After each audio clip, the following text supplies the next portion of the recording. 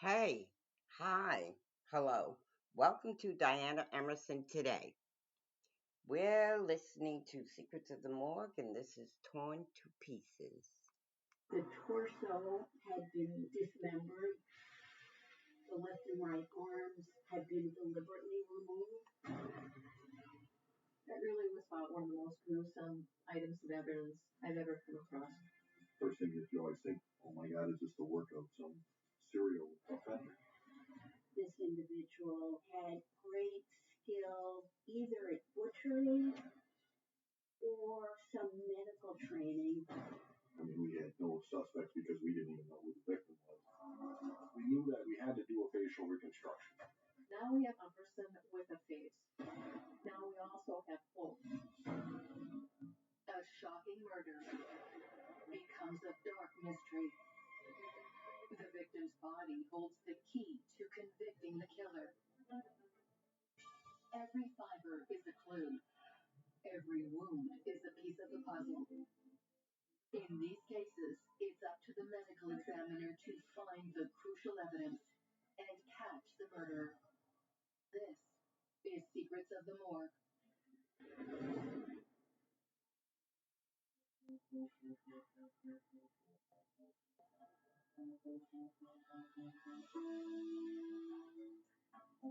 Spring Green is a small town about 40 miles west of Madison. It's become kind of an artsy community. It's right on the Wisconsin River. Everybody knows one another.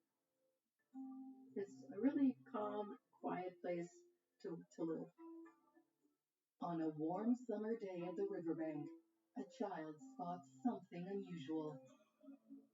A woman and her two children were taking a picnic out to one of the sandbars. They were walking along the trail along the Wisconsin River into an area called Peck's Landing. So as they were making their way along the path, the little boys find a big plastic trash bag. They wanted to explore it, and of course the mother said, no, leave it alone. Well, of course they go right back to the bag. And then they opened it and came back screaming and scared, and that's when the alarm went up.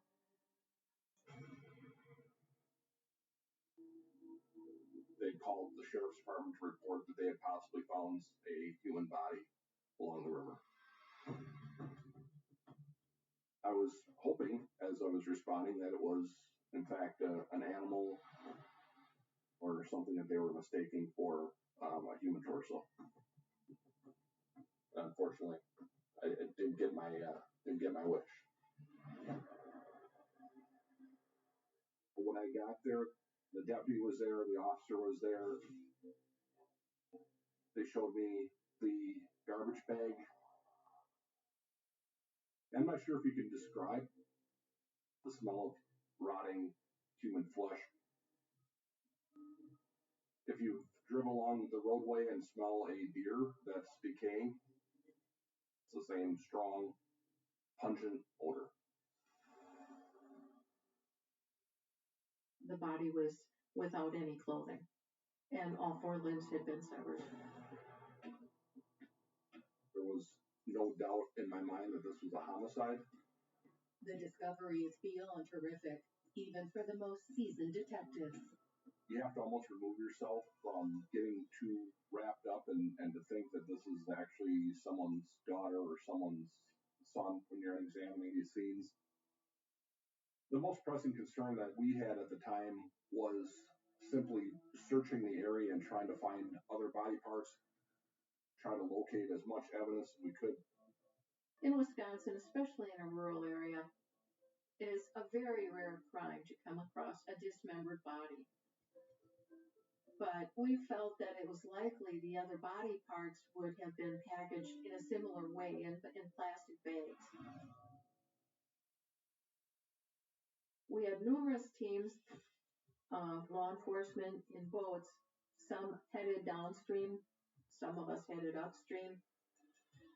It was very, very time consuming, and pretty intense. One of the biggest difficulties of seeing it on a body of water, especially a river, is you obviously have current moving your evidence.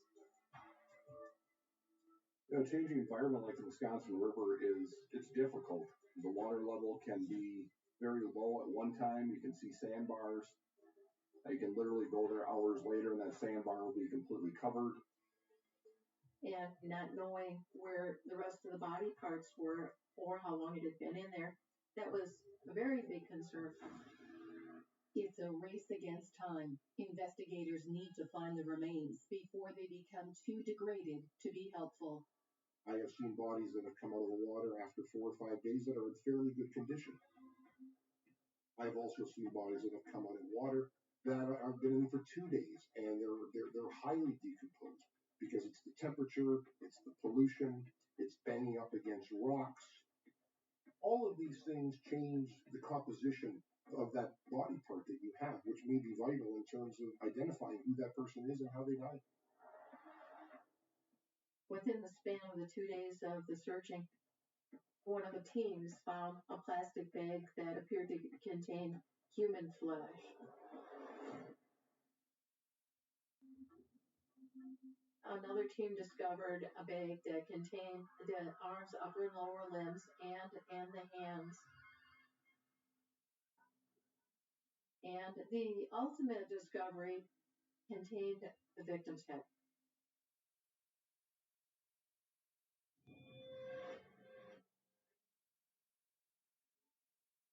It wasn't at all what I expected when I opened the bag. Inside of the garbage bag was a Woodman's grocery bag.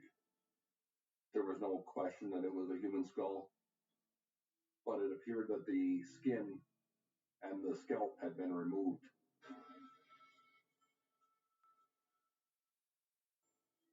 The nose was gone, ears were not there, and it was just the flesh on a skull. That really was about one of the most gruesome items of evidence I've ever come across in my career. The authorities are shocked at the level of violence. It's imperative they identify the victim as quickly as possible and get the killer off the streets before they can strike again. First thing that you always think when you have something this unusual, oh my God, is this the work of some serial offender? When someone mutilates a face in the postmortem period, it's clear that they're trying to hide the crime. It also adds a personal element. It suggests that maybe this person was familiar with the person that they killed and they just wanted to completely wipe them off the face of the earth. So this could be the work of a serial murderer, but it also could be someone who has a personal relationship with the victim. So the first priority is to find out who this person is. The remains are too decomposed for traditional autopsy, so detectives call in a specialist, forensic anthropologist Dr. Leslie Eisenberg. I'm a trained archaeologist. I've worked at many prehistoric and historic sites in this country and abroad. Archaeology is all about context. Where do you find something? What's around it? And so a crime scene is very much like an archaeological site where you have different pieces of evidence. In this particular case, what I came to see was pretty disturbing. There were still breasts and female genitalia. So we know these remains were from a female.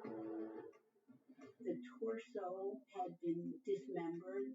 The left and right arms had been deliberately removed. The left and right leg had been deliberately removed.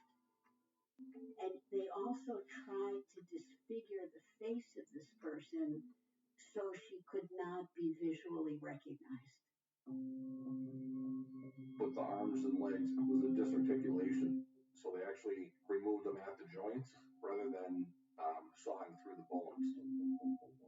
Even in an anatomy lab, it's not easy to take a body apart, to learn how the muscles insert, where they attach. Whoever dismembered the body took great pains and not insubstantial effort to take this body apart. Even more noteworthy are the tools the killer used to dismember the body. In examining the remains, I saw many different kinds of cut marks on the body. The cut mark to the neck vertebrae was really sharp. But the attempt to remove soft tissue from around the shoulder area was really ragged. And then in other places, like on the hip cartilage and at the top of the thigh bone, there were chunks of cartilage and bone taken out. So it was clear to me that perhaps more than one implement may have been used to dismember the remains. The various methods of disarticulation provide Dr. Eisenberg with a terrifying piece of information about the killer. I felt that the person who had dismembered this individual had some medical training or great skill at butchery. We wanted to make sure that this was not a serial killer. It's not someone who was going across the United States dumping bodies that were dismembered.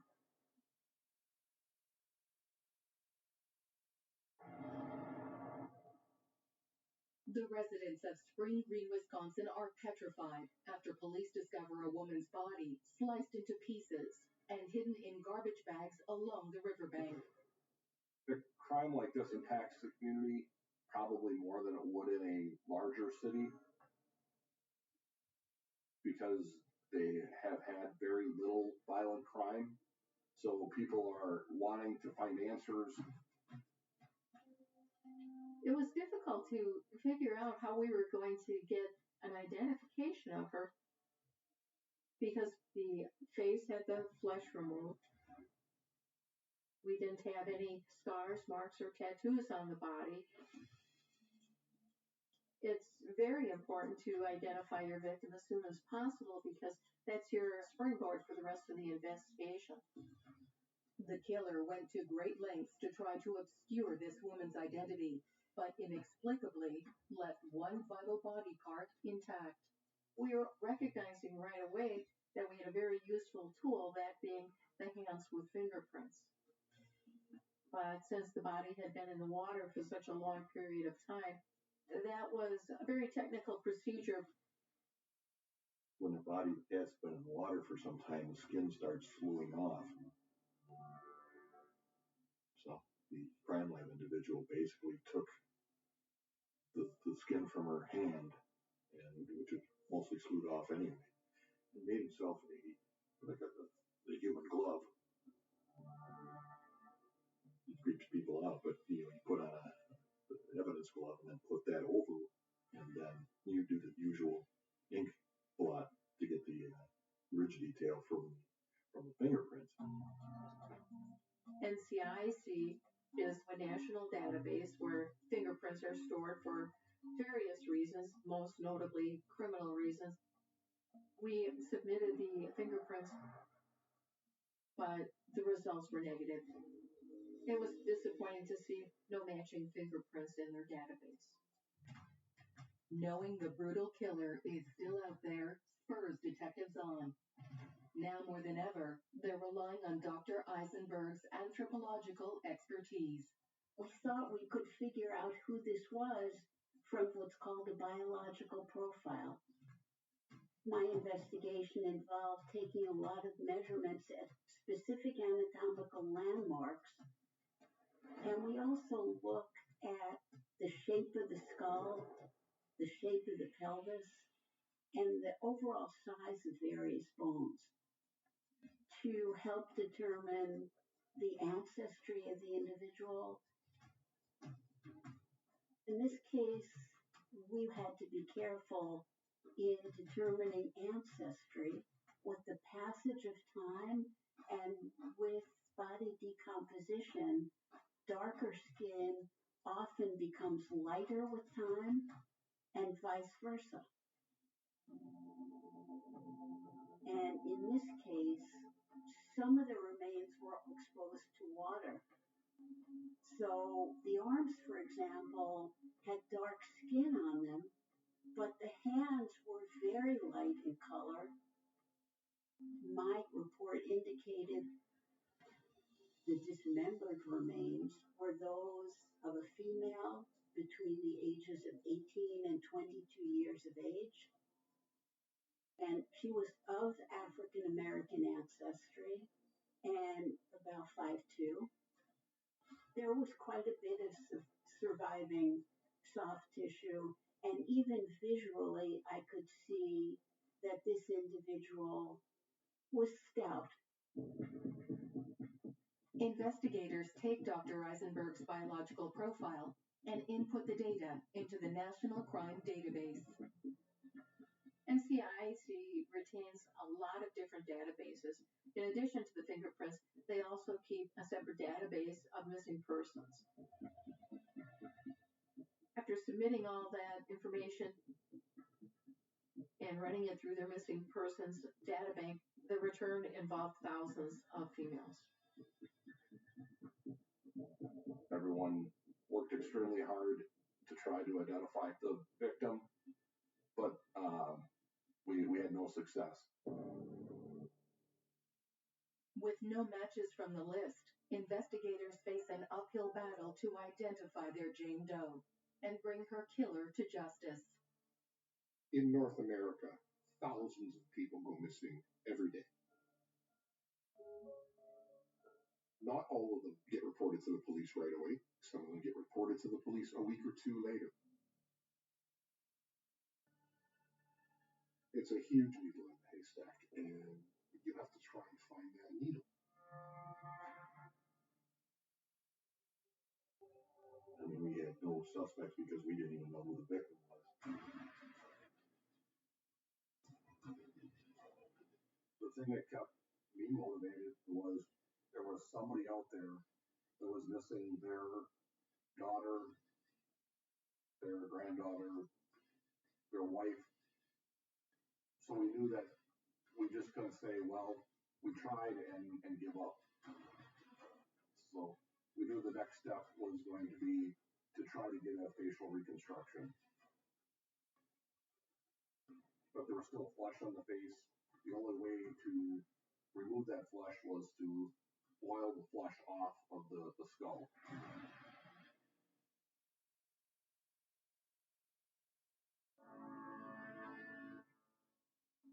Investigators have hit a wall trying to identify Spring Green's Jane Doe through traditional methods.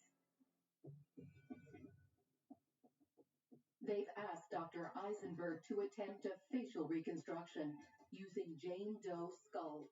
When Joe asked me to do this, what I told Joe was that there's evidence on these remains, and it was probably not wise to do because we needed to retain the broken bones, the disfigured face, as potential evidence in this case.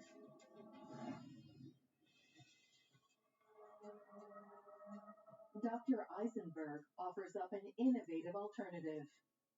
I recommend that we work with the Milwaukee School of Engineering, who has what's called a prototyping lab. 3D modeling was pretty unique at the time in forensic anthropology. We really weren't creating something exactly like the skull, but what we were hoping for is something with the facial contours that were as close to the skull as possible. If the skull facsimile is successful, it could show them what the murdered woman looked like when she was alive, without destroying vital evidence needed to convict her killer. One of the ways that you create a replica of anything is to perform a CAT scan of that object, in our case, the skull. The CAT scan is made up of many different data points, and we took those data points, sent them to the Milwaukee School of Engineering to build our skull. I don't know of any other agency in the state of Wisconsin who has ever had occasion to use this sort of technology. It was completely uncharted territory, but we were hopeful that this would take the whole investigation in a new direction. When I picked it up from School of Engineering, I was absolutely amazed that it was a replica and not an actual skull. What's incredible about this skull, first, that it's made of paper. Secondly, that it is virtually a true representation of the victim's skull in shape, in contour, even down to the detail of the disfigurement. For investigators, the next step in identifying their Jane Doe is building a face on top of her skull. So I took the skull and I drove it down to Lexington, Kentucky, and met with Dr. Emily Craig. The experts who are really good at facial reproduction use clay to build muscles and to overlay skin. What they're hoping to do is to capture enough of the eye gaze or the distance between the eyes or how wide the nose is for someone to look at a missing persons poster and say, I think that looks like so-and-so, and so I may call that number. I was somewhat skeptical, wondering, is this going to look like a person or inanimate object or what?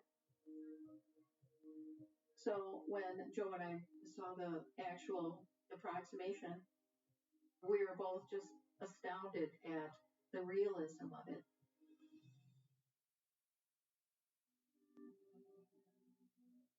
Now this is a person to us.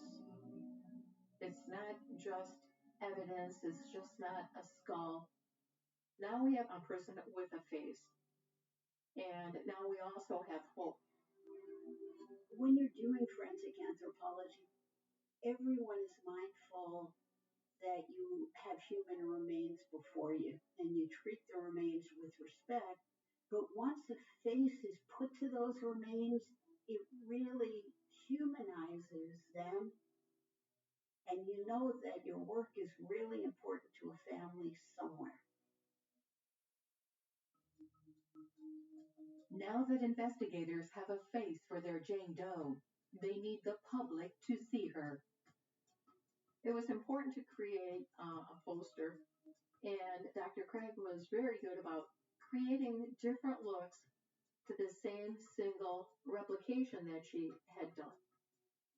So she put a wig with long hair on it, she put a turban on it, glasses, no glasses, earrings, and then we produced posters and circulated it all around Wisconsin.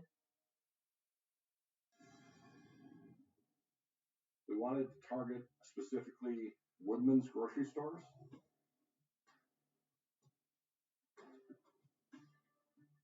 Because the body parts were located in Woodman's grocery bags. Investigators set up a tip line, praying for that one call that will turn the tide of this case. We're actively soliciting information from the public. And that's always a big risk because you get your share of people who are just a little bit off their bubble and want to throw something into the mix. But we're hoping hidden among all of the somewhat bizarre, obscure leads you get, there's going to be a golden nugget in there. After a murder has been committed, there's often a surge in interest from the public. People begin calling in tips to the police, and this is motivated by this fear that they experience in the aftermath of a killing. There's a sense that a killer is still out there on the loose, and everybody in the community becomes concerned and thinks that they have the right answer. We got a lot of responses from the community. Some people were genuinely concerned that they knew who this person was. Maybe it was a friend, a relative, a daughter, and so on and so forth. I can't stress enough, we had followed up on everything. We had exhausted all leads. Then in a small community of Westby, which is central western Wisconsin, a woman had gone to the local police department after having observed the poster in a grocery store. And she reported to the police there that she thought she knew who the victim was. She said that looks like Movano Kupaza. After 12 weeks of searching, detectives finally have a name. They are one step closer to finding her killer.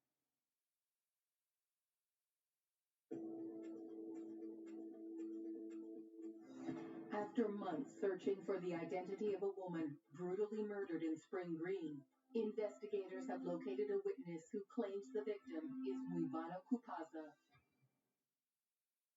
This woman, and her name is Sherry Goss, she explained that she had been a missionary nurse in Tanzania in the early to mid-90s and met Peter Kupaza. She and Peter had fallen in love, and when she returned to the States, Peter wanted to marry her, and he came along too. A couple of years later, Peter wanted to bring his cousin from Tanzania, Movano Kupaza. She came from a very, very rural community. What Peter told Sherry is this would be an opportunity to do something for one of the women in the village. So ultimately, Movano did come and live with Peter and Sherry in Wisconsin. In the back of my mind, I'm thinking this is a stretch that this person would be from a different country, and this is our unidentified body that's laying here in Spring Green, Wisconsin. Sherry had a photo. You could tell they were similar, but I couldn't say absolutely this is her because of the angles, because of the lighting. Unsure of whether Movano is their Jane Doe, investigators search out the people who knew her. We interviewed the people in the Tanzanian community within Madison that were friends of Sherry.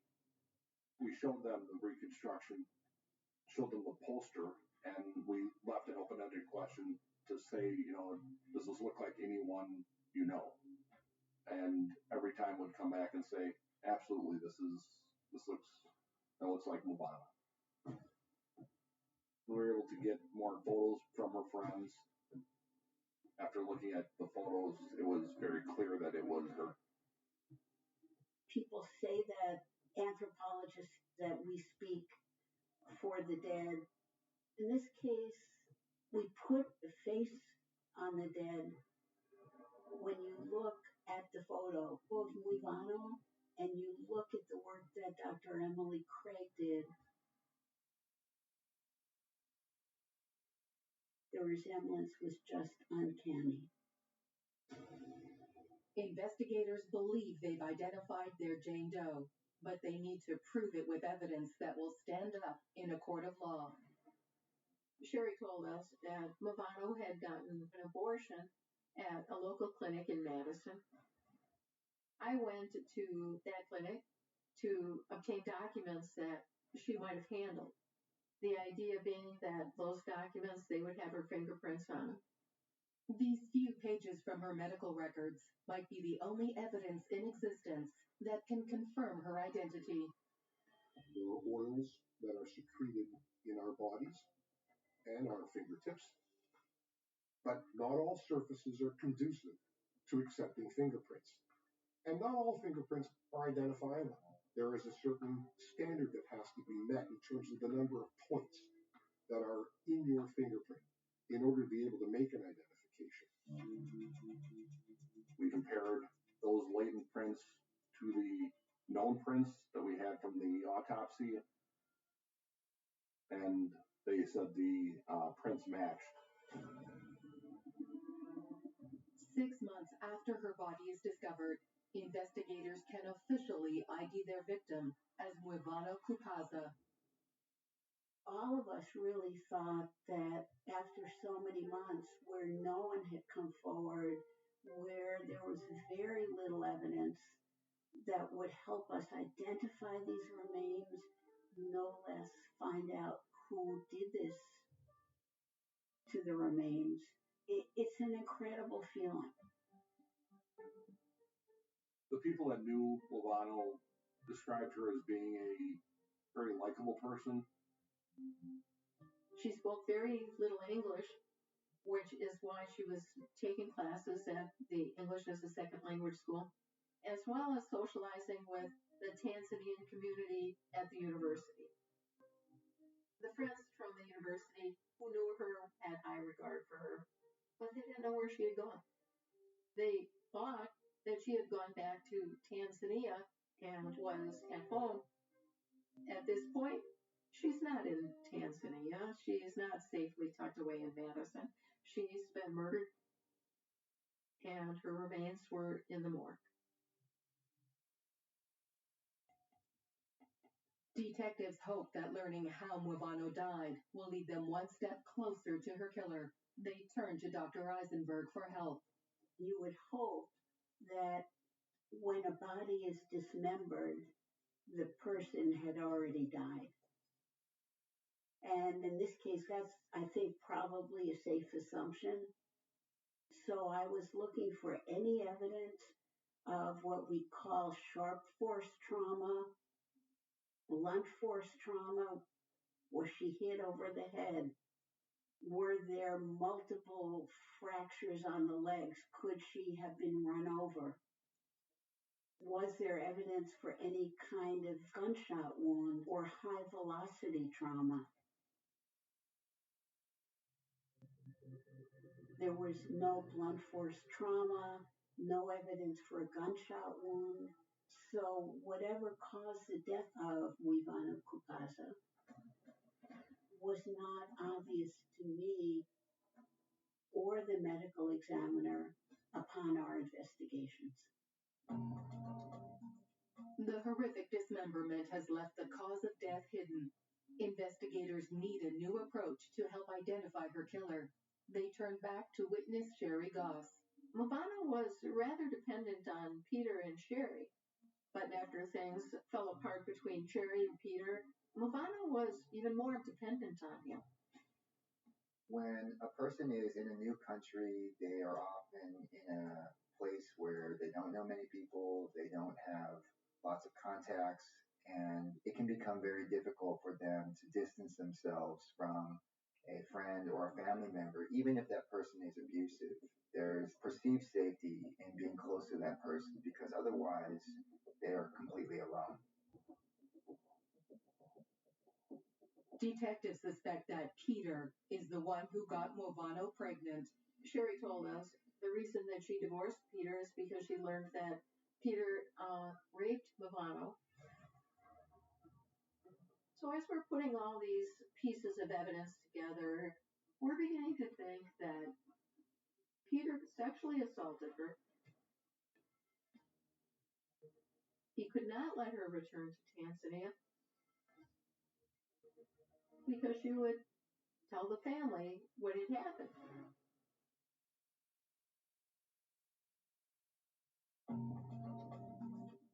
Armed with a search warrant, investigators confront their prime suspect in the killing of Mwivano Kupaza. Detective Welch and I went to Peter Kupaza's very modest but brand new apartment on the far west side of Madison. And at the door, we identified ourselves as law enforcement. We asked if we could come in and talk to him. about Movano. Peter allowed this. Joe and I went in. We explained that we were concerned about her well-being, her whereabouts, her safety. So we asked when he'd last seen her, and he said it was back in April. He'd given her money to return to Tanzania. He was very confident. He said he had dropped her off at a bus station. She had taken a bus from Madison to Iowa, had flown out from Iowa back to Tanzania, Africa, and he had received a call from her father confirming that she had, in fact, arrived in Dar es Salaam. We knew, obviously, that wasn't the case. As a test, investigators show Peter the poster. I said, "Does this look like anyone you know?" And he said, "No, it doesn't look like anyone I've seen before." We then asked him directly, do you think it looks like Movano? He says no. He was the only one who didn't think it looked like Movano. As they search the apartment, Peter swears there's nothing to find. After Peter said she didn't live there, we find very personal items of hers still at the apartment.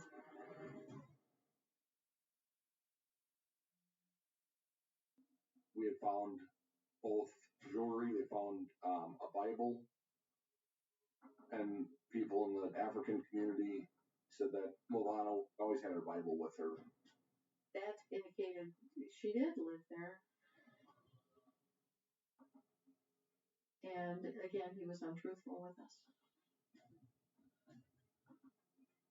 By the time Joe and I finished our interview, we were very, very confident that Peter Capasso was responsible for the grisly, brutal dismemberment death of Movano Capasso. Detectives still need hard evidence linking Peter to the murder. They call in a team from the state crime lab to assist.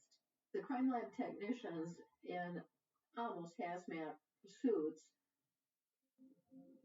thoroughly conduct a search of the bathroom, all the plumbing fixtures,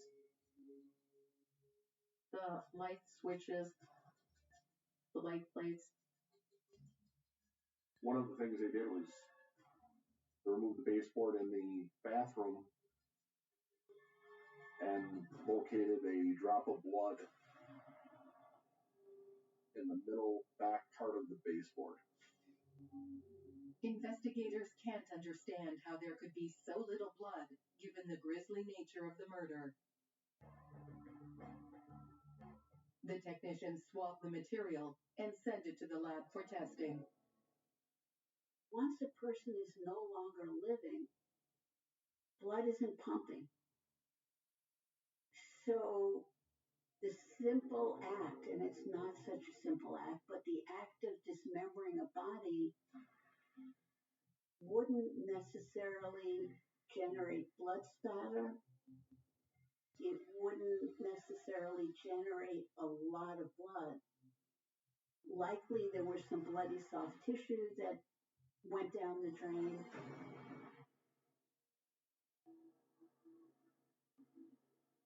But there wouldn't have been, like you see on bad crime scene reconstructions, blood all over the place.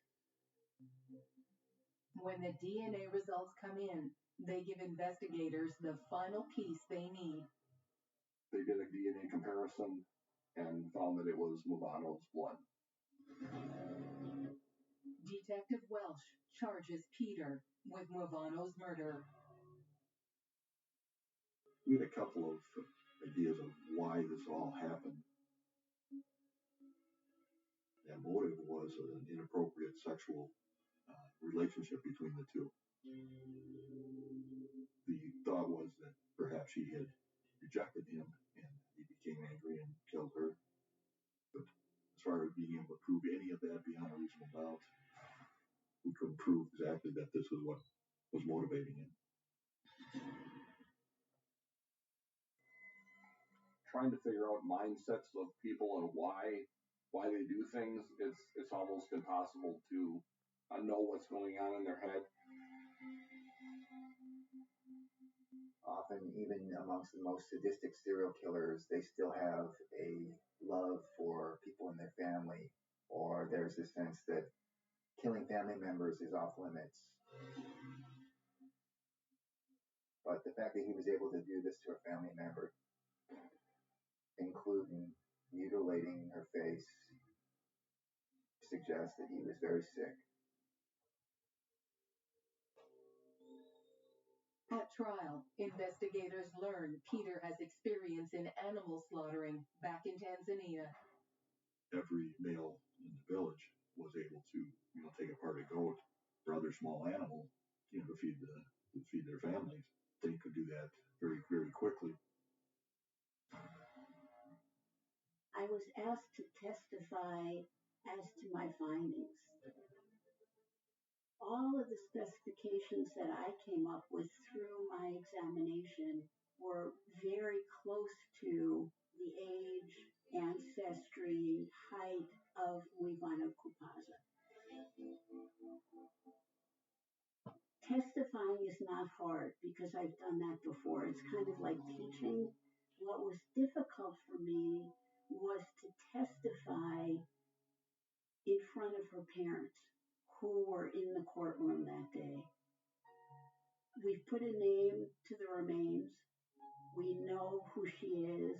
We don't really know how she died, but I know that the information I'm providing in court is difficult for parents to hear.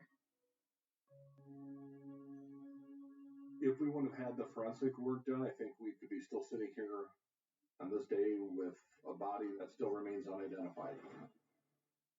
To have Dr. Eisenberg make a replica skull when it has never been done before, there are no words that can describe what a cooperation it was between the forensic science and law enforcement and just all of the agencies involved. Peter is convicted of first-degree murder and hiding a corpse.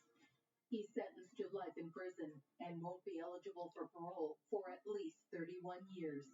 There was an audible sigh from the family behind us in the courtroom when the verdict was announced. So we were very, very gratified that our hard work had reached a positive and accurate conclusion. It's an incredible feeling when your work is part of something bigger. For me, it's always very gratifying to be able to contribute to a case that comes full circle. And it's a great feeling